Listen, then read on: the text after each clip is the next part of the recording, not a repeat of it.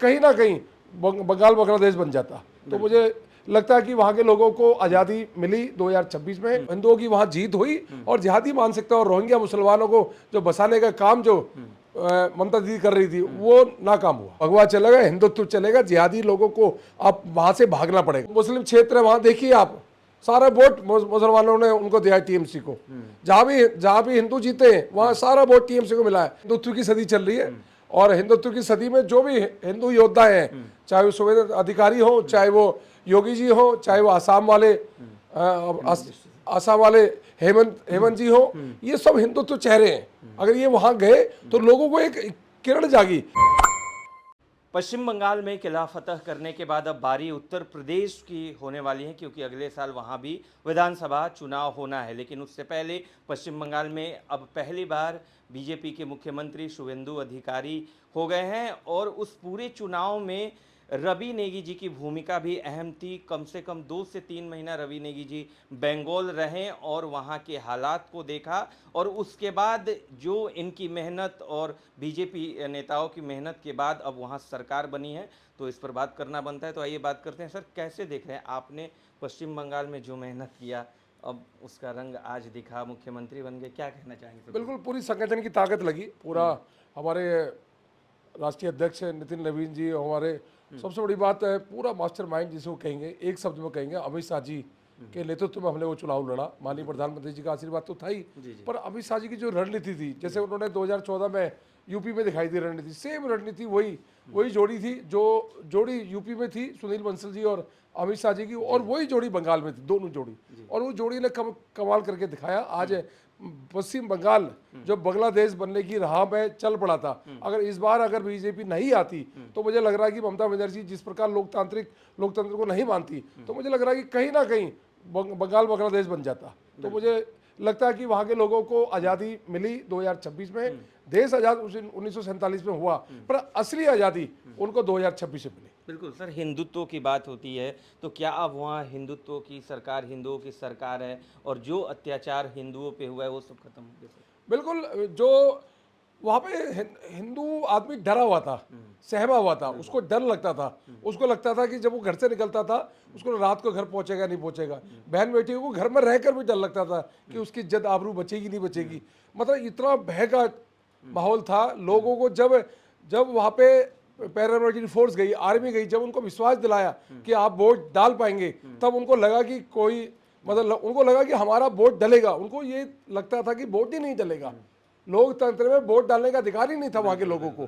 तो वहाँ जब वोट डला तो वो हिंदुत्व वर्सेस अदर्स था, वो हिंदुओं का गुस्सा निकला और 92% 93% वोटिंग हुई, और जिसका नतीजा ये निकला हिंदुओं की वहाँ जीत हुई और जिहादी मानसिकता और रोहिंग्या मुसलमानों को जो बसाने का काम जो ममता दीदी कर रही थी वो नाकाम हुआ। बिल्कुल सर, वहाँ एक मामला था जिस तरह से एक रेप पीड़िता थी, तो उसकी इनकाउंटर की बात हो रही थी जो आरोपी के, तो अब तो आपकी सरकार बन गई है तो अब तो इनकाउंटर होना चाहिए। मैंने फिर कहा, माननीय प्रधानमंत्री जी ने बार बार कहा चुन चुन के बदला लिया जाएगा, चुन चुन के बदला लिया जाएगा। माननीय प्रधानमंत्री जी कह रहे, अमित शाह जी कह रहे कि टीएमसी के गुंडों को छोड़ा नहीं जाएगा, और जो उन्होंने 2021 में 321 लोगों को मौत के घाट उतारा टीएमसी के लोगों ने, उनका बदला बिल्कुल लिया जाएगा।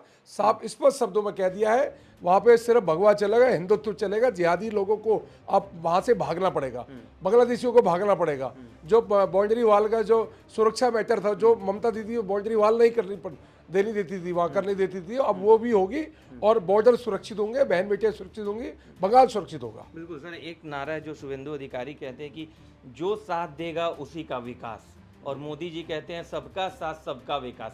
आप कैसे देखते हैं? नहीं, वैसे देखो दोनों जगह अपनी जगह ठीक है, पर शुभेंद्र अधिकारी जी ने सही कहा, जो हमारे साथ हम उसके साथ, जो हमारे साथ हम उसके साथ, एक नया डायलॉग दिया, जो हमारे साथ हम उसके साथ। लोग वोट भी ले जाते हैं हमारा, लोग योजनाएं लेके जाती है हमारी सरकार की सारी उपलब्धियां लेते हैं, हमारा पैसा लेते हैं, उसके बाद जब वोट देने की बारी आती है तो भाजपा से मुंह मोड़ देते हैं। तो कहीं ना कहीं ये नारा मुझे लगता है फिट है, जो हमारे साथ हम उसके साथ।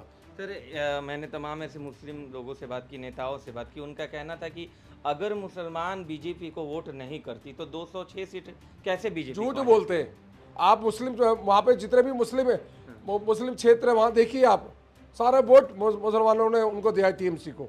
जहाँ भी हिंदू जीते हैं वहाँ सारा वोट टीएमसी को मिला है। मैं तो खुद रहा हूँ 2.5 महीने, जो बूथ थे मुसलमानों के उनमें सब में टीएमसी को वोट मिला है।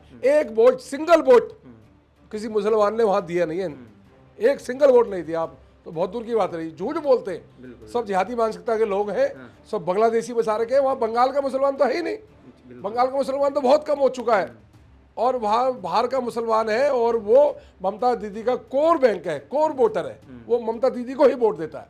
बिल्कुल सर, एक सवाल है कि योगी आदित्यनाथ की तमाम रैलियां बंगाल में हुई, तो क्या सर उसका भी फर्क पड़ा? बिल्कुल है, मैंने फिर कहा ये हिंदुत्व की सदी चल रही है, और हिंदुत्व की सदी में जो भी हिंदू योद्धा हैं, चाहे वो सुवेद अधिकारी हो, चाहे वो योगी जी हो, चाहे वो आसाम वाले हेमंत जी हो, ये सब हिंदुत्व चेहरे हैं।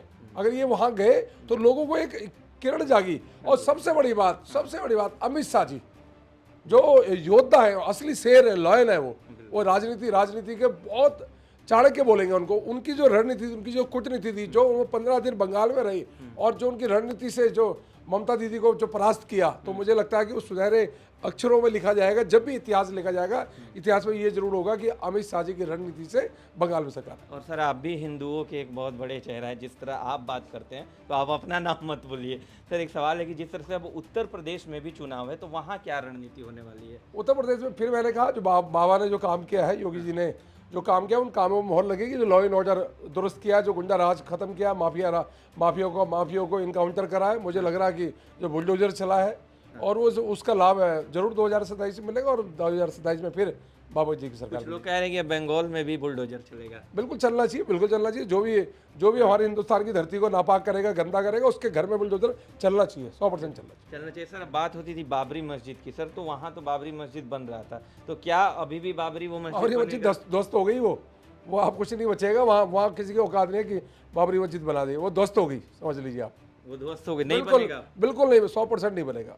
सर, लगातार जिस तरह से जो सरकार बनने के बाद भी अब बीजेपी कार्यकर्ताओं की लगातार हत्या हो रही है, इस बारे में क्या कहना? नहीं, मैंने फिर कहा कि लॉ एंड ऑर्डर को दुरुस्त कर रही है, और आज शपथ ले लिया है। शपथ के बाद सारे मंत्रालय मिल चुके, और क्योंकि अभी तक तो ममता दीदी कह रही थी कि मैं इस्तीफा नहीं दूंगी, तो अब तो रास्ता क्लियर हो चुका कि इस्तीफा भी हो ही जाएगा उनका। मतलब अब तो खत्म ही हो गई मामला। अब तो नए मुख्यमंत्री आ गए, आज से अब जवाबदेही भाजपा की है, और मुझे लगता है कि एक अच्छा माहौल, एक भयमुक्त माहौल वहाँ के लोगों को मिलेगा।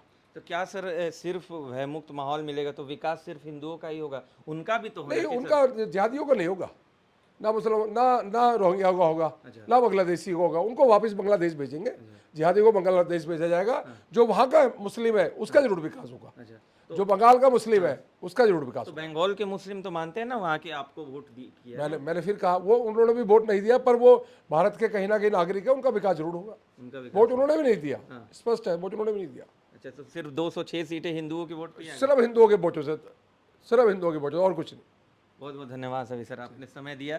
तो रवि नेगी जी थे जिन्होंने बंगाल के मुद्दे पर अपनी राय रखी, और मैं आपको बता दूं कि रवि नेगी जी ने भी बहुत मेहनत किया है बंगाल में, और लगातार 2.5 महीने वहाँ रहे।